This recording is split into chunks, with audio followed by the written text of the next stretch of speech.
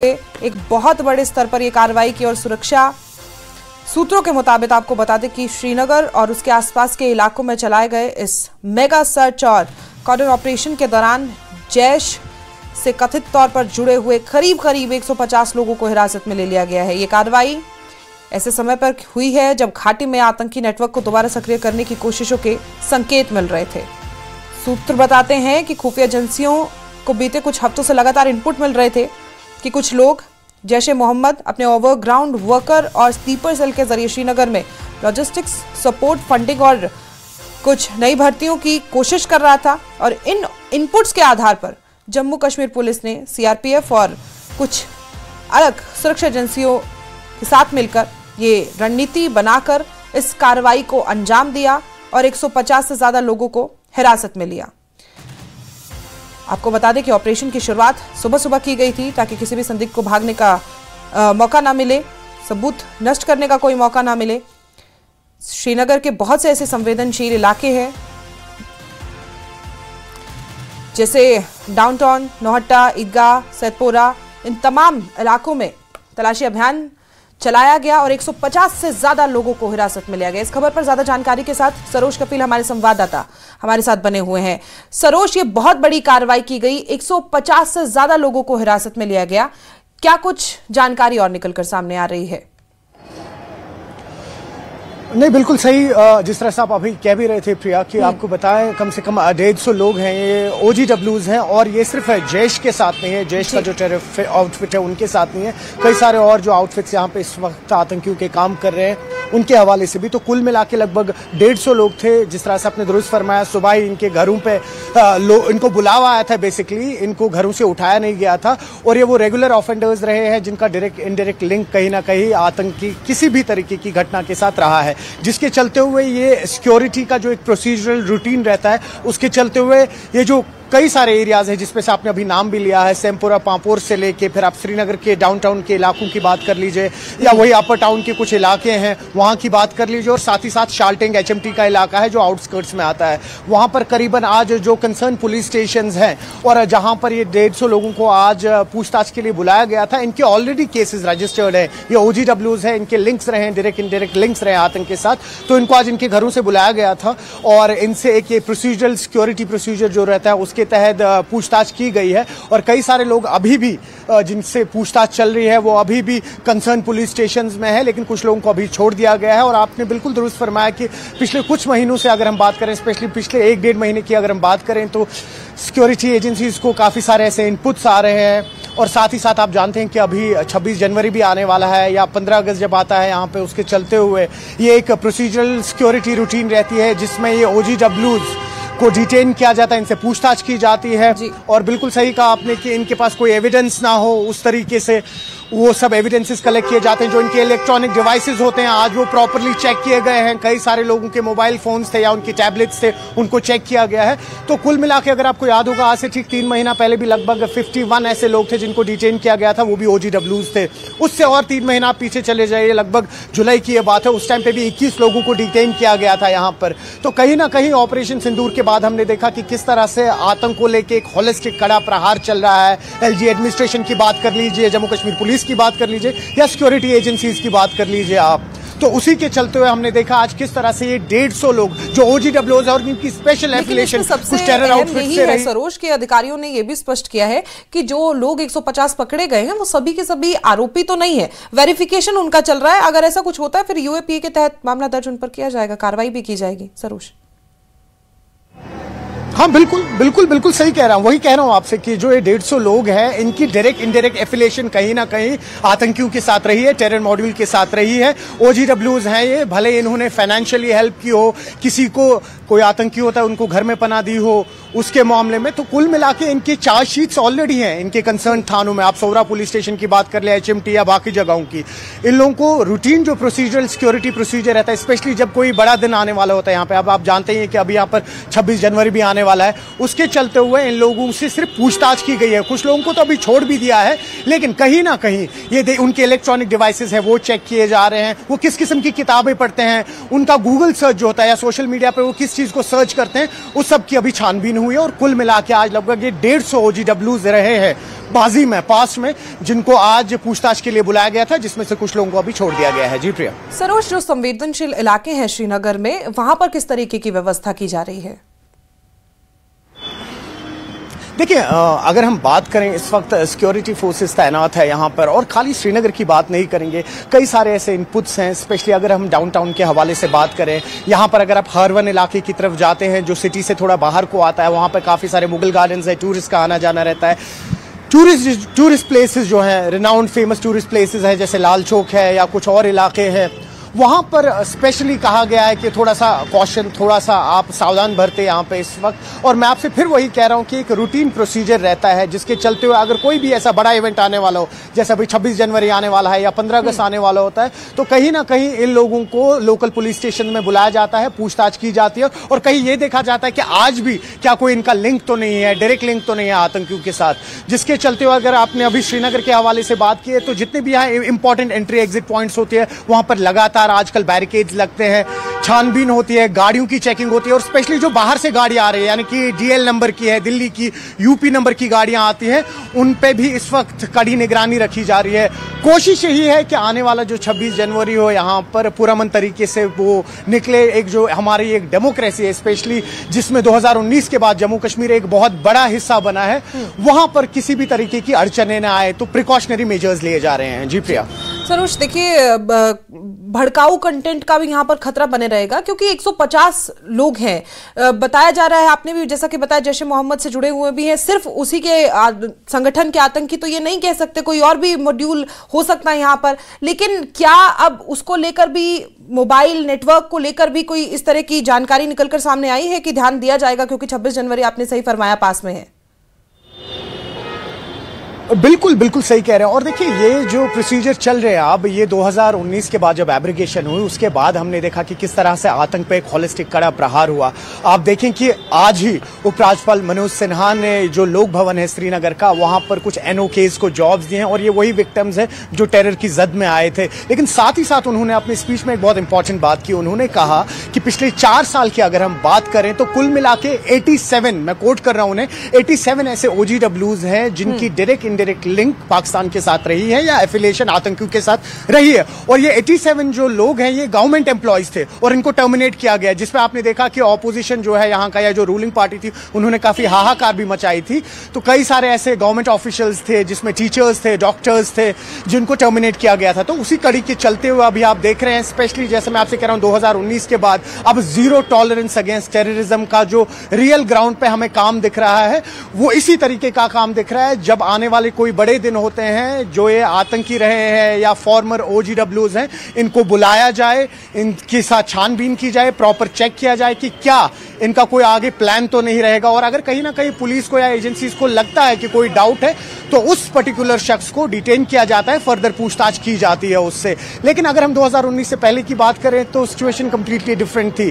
तब शायद आप नहीं देखते कि इस तरह से 150 लोगों को एक साथ डिटेन किया जा रहा है। हाँ, बिल्कुल डिटेन किया जाता था उससे पहले भी, लेकिन वो लोग जो कहीं ना कहीं किसी इंसिडेंट में इन्वॉल्व रहते थे। लेकिन 150 लोगों का एक साथ आज कंसर्न पुलिस स्टेशन में बुलाना, ये कहीं ना कहीं दर्शाता है कि जो आज उपराज्यपाल मनोज सिन्हा ने भी कहा कि जीरो टॉलरेंस अगेंस्ट टेररिज्म है, जिसको बिल्कुल बर्दाश्त नहीं किया जाएगा। भले ही फिर वो नार्को टेररिज्म की आप बात कर लीजिए, जो आतंकी हैं उनकी बात कर लीजिए, या जो उनके सहयोगी है जिन्हें हम OGWs कहते हैं, उनकी बात कर लीजिए। बिल्कुल, बहुत बड़ी संख्या है ये, 150 लोगों को जो हिरासत में लिया है, और तमाम अपडेट्स में हम हमारे दर्शकों को देते रहेंगे। आप नजर बनाए रखें। बहुत शुक्रिया सरोज आपकी जानकारी के लिए। फिलहाल वक्त छोटे से ब्रेक का, आप देखते रहिए न्यूज़ 18।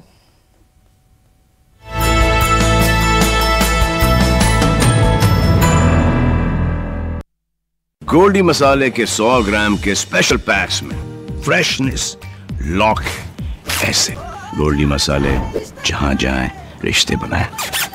कायम चूरन, जो सिर्फ मुझे ही नहीं बल्कि पूरे हिंदुस्तान को कब्ज, गैस, एसिडिटी जैसे पाचन संबंधित समस्याओं का समाधान देता आ रहा है। सोनामुखी, हरड़, मुलेठी जैसी अनेक जड़ी बूटियां और हजारों वर्षों का प्राचीन आयुर्वेदिक ज्ञान इस एक बोतल में समाया हुआ है। कायम चूरन, आपकी खुशियों का साथी। श्रीनगर में आज दिवंगत सरकारी कर्मचारियों के परिजनों को नियुक्ति पत्र बांटे गए। उपराज्यपाल मनोज सिन्हा ने बांटे नियुक्ति पत्र। पीडीपी नेता इल्तिजा मुफ्ती ने भी देखा धुरंधर को, सोशल मीडिया पर की जमकर तारीफ। कुलगाम के खुदवानी इलाके में आग का तांडव, 2 मकानों में लगी भीषण आग। डोडा गंदो के बरगी इलाके में खाई में गिरी ऑल्टो कार, ड्राइवर की मौत, बंसीलाल के रूप में हुई पहचान।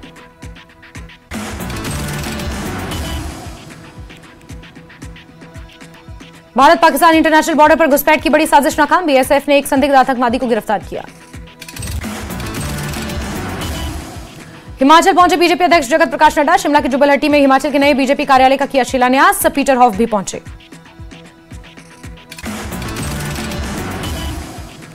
चंबा के पंडित जवाहरलाल नेहरू मेडिकल कॉलेज में अग्निशमन विभाग ने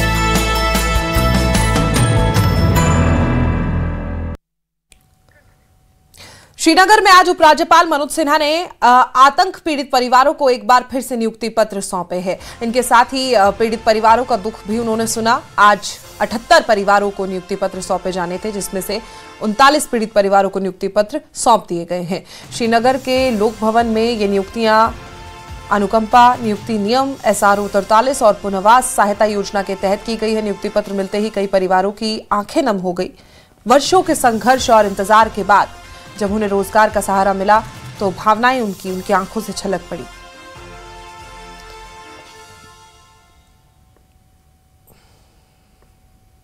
मित्रों, सबसे पहले मैं सभी टेरर विक्टिम्स को अपनी श्रद्धांजलि अर्पित करता हूं तथा उनके परिजनों को जिन्हें आज सरकारी नौकरी मिली है उनका अभिनंदन करता हूं। अभी 11 तारीख को जम्मू में 41 टेरर विक्टिम सहित कुल 82 परिवारों के निकटतम संबंधियों को नियुक्ति पत्र सौंपे गए थे। कल यही शाम को श्रीनगर के नौगाम पुलिस स्टेशन में जो हादसा हुआ था, दुर्भाग्यपूर्ण हादसा, उसके शिकार पुलिस और सिविल एडमिनिस्ट्रेशन के तथा एक सामान्य नागरिक जो टेलर थे उनके बच्चे को कुल 9 लोगों को नियुक्ति पत्र दिए गए थे। हम सब जानते हैं वो एक दुर्भाग्यपूर्ण घटना थी जिसने प्रभावित परिवारों सहित पूरे जम्मू कश्मीर पुलिस प्रशासन को झकझोर दिया था। उनके समर्पण और बलिदान को शब्दों में बयान नहीं किया जा सकता। मैं उन्हें श्रद्धांजलि अर्पित करते हुए उनके परिजनों के प्रति अपनी गहरी संवेदना व्यक्त करता हूं। जम्मू कश्मीर का पूरा प्रशासन उन शहीदों के परिवारों के साथ कंधे से कंधा मिलाकर खड़ा है और ये कोशिश की गई कि सुख शांति और सम्मानपूर्ण जीवन। मैं शाइस्ता हूँ, श्रीनगर से। आज से 20 साल पहले मेरे पापा को शहीद किया गया। तब हम बहुत छोटे थे। हमारी फैमिली ने इन 20 सालों बहुत स्ट्रगल किया, किसी ने भी हमारी हेल्प नहीं की। आज मैं इस इवेंट पर दिल से शुक्रगुजार हूँ सर आपकी, ऑनरेबल एलजी सर की, जिन्होंने हमारे दर्द को दिल से भी महसूस किया और समझा। अगर एलजी सर न होते शायद हमारा दर्द कोई नहीं समझ सकता, शायद हमारे केसेस ऐसे ही पड़े रहते ऑफिस में। सर मैं आपको दिल से शुक्रगुजार हूँ आपकी कि आपने हमारे दर्द को समझा। लास्टली मैं आपको बोलना चाहती हूँ, अल्लाह ताला आपको खुश रखे, सलामत रखे सर, यही हमारी दुआ है सर। बाकी आप गरीबों के दिलों के मसीहा बन चुके हो। Thank you so much sir, thank you so much sir. ताकि 5 पे 2015 तम बूझ सन दाद कांसे न सनो कह दफ्तर पे हो दफ्तर सम दफ्तर पे यह दफ्तर अच्छे वनस शुक्रगुजार पन्नस एलजी सबन एलजी सबन अ गरीबन लाचारन हूँ सोच कि कत पकना ब्रो अस दुक इज्जत सोन इज्जत ओमुत खेन अस ना कह ब्रोह कुन दिवान तो न कह दिवान पानस नजदीक अस्सलामुअलैकुम आदाब जी। मैं मसरत नीलूफर बारामूला डिस्ट्रिक्ट बारामूला से हूँ। मेरे हस्बैंड ड्रग एडिक्शन सेंटर चलाते थे, तो 30 मार्च 2019 में उनको मेन चौक बारामूला में अटैक किया गया और उनकी डेथ हो गई। तब से आज तक हम मतलब बहुत जगहों पे गए, बहुत ऑफिसों में गए, लेकिन एक ऑफिस से दूसरे ऑफिस से हमारी फाइलें इधर उधर, कोई हमारे सामने कोई नहीं आया। फिर हम लास्ट टाइम यहाँ ही पे एलजी साहब के पास आए तो इन्होंने हमें एश्योर किया कि आप बिला आप कोई टेंशन नहीं लो, हम कार्रवाई करेंगे, हम आपको जॉब प्रोवाइड करेंगे। हम एलजी साहब के बहुत ज़्यादा थैंकफुल हैं कि इन्होंने हमारी बात सुनी, अच्छे से सुनी, लेकिन उस बात को फिर आगे भी रखा, सबके सामने रखा। तो हमें आज जॉब जो प्रोवाइड कर रहे हैं ये, तो इससे हमारी बहुत सारी मुश्किलें आसान हो जाएंगी। हम एलजी साहब का तहे दिल से बहुत ज़्यादा शुक्रिया करते हैं, क्योंकि हमारी बात और किसी ने नहीं सुनी। हम बहुत जगहों पे गए थे, बहुत कुछ, मतलब हम हर एक जगह, हर एक दरवाजा हमने खटखटाया, लेकिन एलजी साहब के बगैर हमारी वहाँ किसी। एलजी मनोज सिन्हा ने जब पीड़ित परिवारों को नियुक्तियां पत्र सौंपे तो उन पत्रों ने आतंक के घाव पर मरहम लगाने का काम किया। नियुक्ति पत्र पाते ही पीड़ित परिवारों की आंखें झलक पड़ी। एलजी मनोज सिन्हा ने उन्हें नियुक्ति पत्र सौंपे हैं, वो एलजी का आभार व्यक्त कर रहे थे। लोक भवन में ये भावुक पल देखने को मिला। पीड़ित परिवारों को बहुत सहारा एलजी मनोज सिन्हा द्वारा दिया गया। पीड़ित परिवारों को ये सहारा मिला है। लोक भवन में आपको बता दें कि ये कार्यक्रम था, आपने सुना कि एलजी मनोज सिन्हा ने कहा, उनकी तरफ से कहा गया कि तमाम वो सहायता सरकार द्वारा की जाएगी और तमाम पीड़ित परिवारों का खासतौर पर ध्यान रखा जाएगा। आप नाम बताएं पहले अपना। मेरा नाम सर मंजूर अहमद नजार। मंजूर साहब कहाँ से हैं आप? मैं सर सोपुर भूमि से सर। अच्छा, बताएं कि आज खुद उपराज्यपाल ने जॉब अपॉइंटमेंट लेटर्स दी है, आपकी कहानी क्या है? मैं सर पहले बहुत बहुत शुक्रगुजार हूँ। मैं अपनी एलजी साहब से मैं फिर एक बार सैल्यूट करता हूँ और इनसे मैं रिक्वेस्ट करता हूँ, जिन्होंने इनको ऑर्डर दिया है उनसे मैं रिक्वेस्ट करता हूँ अपनी तरफ से भरपूर सही तरीके से ईमानदारी से अब काम निभाइए, जबरदस्त एलजी साहब से सपोर्ट कीजिए। हमारा हुकूमत जब रहे तो एलजी साहब का रहना चाहिए पूरा, क्योंकि आम नागरिक को, आम आदमी को इससे फायदा पहुंचेगा। मेरा जी करता था, मेरा एक ही लड़का था घर में। आपका लड़का शहीद हुआ? जी सर, मेरा बेटा लड़का, 2 बेटी रह गए घर में, एक ही लड़का था। बहुत मुश्किल से मैंने पाला है। बहुत वो लोगों को इज्जत करता था, बहुत अच्छा लड़का है। जहाँ आप जाइए वहाँ उसकी अच्छाई सुनेगा, कभी बुराई नहीं। उसको घर में टोका गया सर, गेट पे। किस वजह से मारा है उसको, क्यों? कभी हमें कोई चीज मंगाते हैं, कोई फौजी होता है, किसी को कोई हमारा एसओजी होते हैं, हमारे जो सेना होते हैं, मैं उनसे भी सैल्यूट करता हूं, उन्होंने मेरे को मदद किया है। बस किसी हमारा जो यहाँ नेता है, किसी ने हमसे कुछ किया ही नहीं, कुछ नहीं किया। मैं बस ये करता हूँ सर, खाली एक सैल्यूट करता हूँ अपनी सेना को, चाहे एसओजी हो, चाहे जेकेपी हो, और इस सर से मैं और एक बार सैल्यूट करता हूँ जिन्होंने हमारी घरों में फिर लाइट जलाई, हमारी घरों में लाइट बुझा दिया, पूरा खत्म कर दिया। और इसका हम मेहरबानी हमारे ऊपर, इसने हमारे घरों में फिर लाइट जलाई सर, हमारी दोबारा जन्म दिया सर। आपके फादर साहब गुजर गए थे, आतंकियों ने मारा था? जी मिलिटेंसी की वजह से चाड़ोरा बड़गांव में इनकाउंटर हो गया था 2002 में। तब से अभी तक मेरी मदर ने मेरे लिए हद से ज़्यादा स्ट्रगल उठाई है। उन्होंने मुझे पाला पोसा, पेंशन की वजह। आर्मी ने हमें हद से ज़्यादा सपोर्ट किया। आर्मी हमारे साथ साथ रही, साथ में जो भी उनकी तरफ से था जो कर सकते थे उन्होंने वो किया। तो अभी 25 सालों के बाद हमें डीसी बांडीपुरा की वजह से उन्होंने हमें सपोर्ट किया। यहाँ पे एलजी साहब की वजह से हम इनके बहुत हद से ज़्यादा शुक्रगुजार है, क्योंकि मेरे घर पे एक रोजगार मिला, मेरी फैमिली को एक सपोर्ट मिला। मैं अपनी माँ को मतलब उसको ये कर सकता हूँ, मतलब हद से ज़्यादा हम कह नहीं सकते। तो इन 25-30 साल में जब फादर साहब शहीद हुए, आपकी मदर, तब हुकूमत थी यहाँ पे, डिफरेंट ऑफिशियल्स के पास गई हैं, उनकी तरफ से कभी कोई रिस्पॉन्स? कुछ भी नहीं, किसी की तरफ से कुछ भी नहीं हो गया, किसी भी की तरफ से। हमें 2019 में मैंने फाइल सबमिट की थी, 2022 में मुझे फाइल जेडी से वापस आ रही है कि आपका ये नहीं होगा, क्योंकि आपका टाइम बाउंड दिखा रहा है। तब मैं 1.5 साल का बच्चा था, मुझे 1.5 साल के बच्चे को कौन सी नौकरी देते थे? मेरी मदर इलिटरेट थी, उसको तब क्या मतलब उस कौन सा हमें पता था? हम गुरेज के रहने वाला, दूर दराज से इलाके के, मतलब अभी कुछ पिछले 5 या 7 सालों से वहाँ पे रोड हुआ, उससे पहले तो पता ही नहीं था कहाँ पे क्या करना है बाकी। लेकिन हमें आर्मी ने हद से ज़्यादा सपोर्ट किया। हमारे घर पे आई, हेल्थ का चेकअप हो रहा था, मेरी मदर को हद से ज़्यादा उन्होंने